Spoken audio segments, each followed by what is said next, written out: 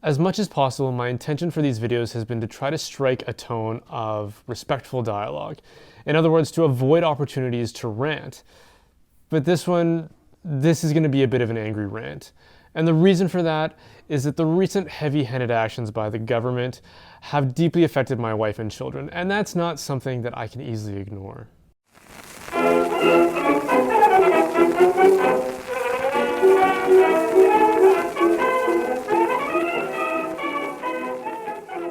So if you're unfamiliar with the story, a few months back, Alberta Education shut down the largest homeschooling provider in the province, which was responsible for serving over 3,000 students, my kids among them.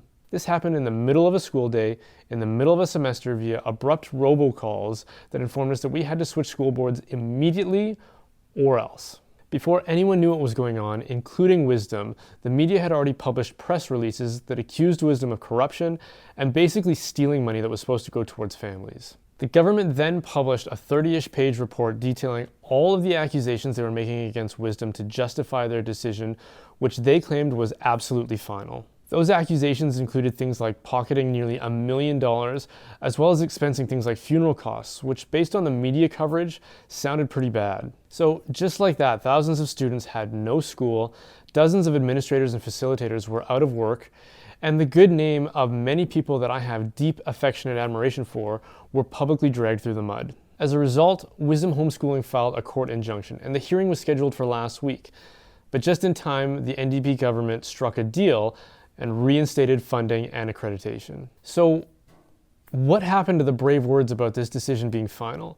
What happened to the manufactured urgency that insisted that families like mine had to switch school boards as soon as possible? What happened to the very serious and borderline criminal accusations in the report that was published when this whole thing started? Are you telling me that the government came to an agreement with the people that it accused of stealing $1 million, and that these same people are going to continue to administrate home education in Alberta?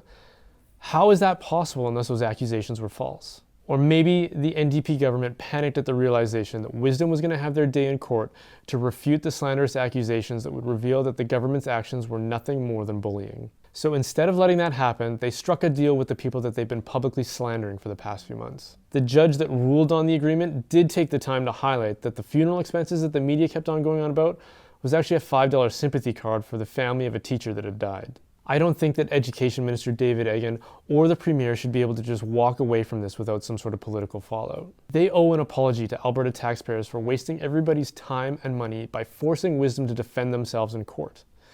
And they owe homeschoolers an apology for uprooting our education plan in the middle of a semester. If you agree, I'd invite you to share this video to remind the NDP that using kids as part of their political agenda is not okay.